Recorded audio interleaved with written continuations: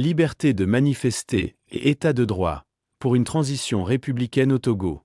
À la suite d'un communiqué de la gendarmerie nationale justifiant l'arrestation d'une citoyenne active sur les réseaux sociaux et rappelant une précédente interpellation lors d'une manifestation qualifiée d'illégale, une question essentielle s'impose. Quelle liberté reste-t-il réellement aux Togolaises et aux Togolais pour contester pacifiquement le pouvoir en place? Dans le discours officiel, tout semble en ordre. Procédure présentée comme régulière, visite annoncée d'institutions nationales des droits de l'homme, absence déclarée de mauvais traitements signalés, invocation répétée de l'état de droit. Mais derrière cette façade, de nombreux citoyens reconnaissent une réalité devenue familière. La criminalisation progressive des manifestants pacifiques et la réduction de toute contestation en un problème de sécurité intérieure. Face à ce constat, la troisième voie alternative pour le peuple togolais, TVAT, ne cherche pas à améliorer la communication du régime ni à lui donner des conseils de bonne gouvernance. Elle porte une conviction. Ce système a atteint ses limites et il est nécessaire d'ouvrir une autre voie, une transition républicaine qui redonne aux libertés publiques, à la justice et aux forces de sécurité un véritable sens au service du peuple. Quand la contestation devient subversion. Dans les communiqués officiels, tout converge vers la même grille de lecture. Les manifestations sont décrites comme illégales. Les activités citoyennes sont qualifiées de subversives. Et contenus critiques en ligne sont assimilés à des appels à la haine ou à des actes criminels. Ce glissement du politique vers le pénal n'est pas un accident. Il traduit un mode de gouvernement qui préfère transformer des revendications légitimes en dossiers individuels, pour mieux en effacer la dimension collective.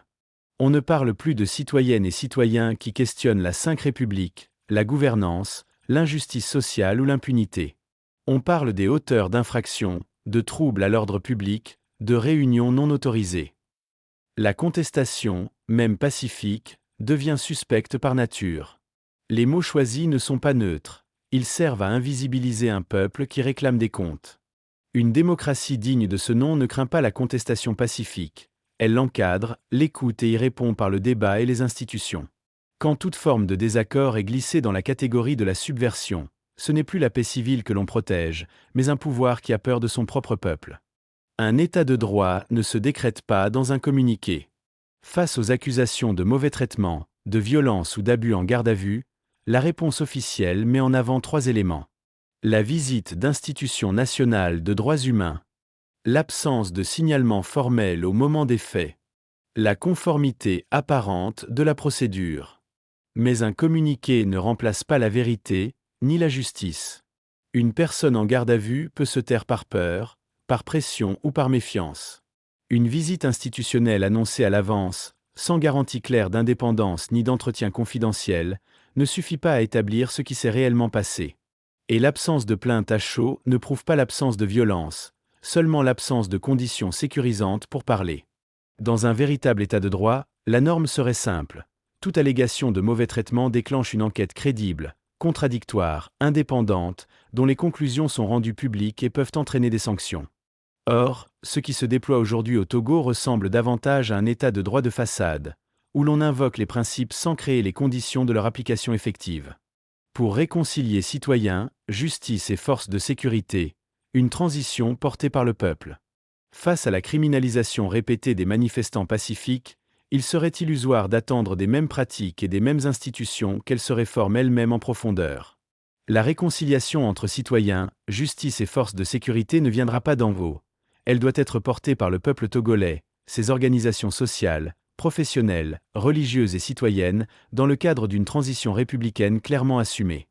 La troisième voie alternative pour le peuple togolais propose cette transition comme un chemin collectif, auquel elle invite syndicats, organisations de défense des droits humains, mouvements citoyens, associations de jeunes, de femmes, diaspora et communautés religieuses à se joindre, pour rebâtir un cadre nouveau pour les manifestations pacifiques, où le droit de protester devient un principe garanti par la future architecture institutionnelle, et non une faveur révocable selon les intérêts du pouvoir du moment. Redéfinir la doctrine de maintien de l'ordre dans un processus transparent, associant représentants de la société civile, professionnels du droit et forces de sécurité républicaines prêtes à se mettre réellement au service de la population. Refonder les organes de contrôle et de droits humains sur des bases nouvelles, indépendance réelle, nomination pluraliste, moyens d'enquête, compte à rendre aux citoyens, au sein d'un système de transition qui rompe avec la logique de simple décoration institutionnelle. Dans cette perspective, Protéger les lanceurs d'alerte, les journalistes, les blogueurs et les activistes numériques n'est pas un supplément optionnel. C'est une ligne de partage entre un régime qui considère la critique comme une menace, et un projet de transition qui la reconnaît comme une contribution nécessaire, parfois dérangeante, mais légitime au débat public et à la reconstruction nationale. La troisième voie alternative pour le peuple togolais n'entend pas suggérer quelques ajustements à un système qui a démontré sa capacité à étouffer la contestation. Elle appelle le peuple togolais et ses forces vives à construire une alternative républicaine, où les droits, la justice et la sécurité seront repensés à partir des besoins des citoyens, et non des peurs du pouvoir. La force d'un État se mesure à sa capacité à supporter la critique. La paix durable ne se bâtit pas sur le silence imposé par la peur de la prison, ni sur la requalification permanente des manifestants en délinquants potentiels. Elle se construit sur un pacte nouveau entre l'État et la société, dans lequel la critique est acceptée, le débat est protégé et la justice n'est plus un instrument de neutralisation des opposants. La force d'un État se mesure à sa capacité à supporter la critique, pas à sa capacité à faire taire celles et ceux qui manifestent pacifiquement. Criminaliser les manifestants, c'est peut-être gagner du temps, mais c'est perdre la bataille de la confiance et de la légitimité.